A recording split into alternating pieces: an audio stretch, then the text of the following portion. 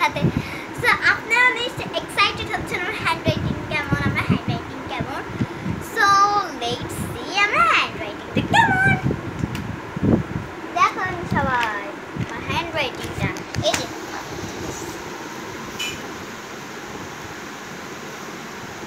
So এটা পৃষ্ঠায় আছে।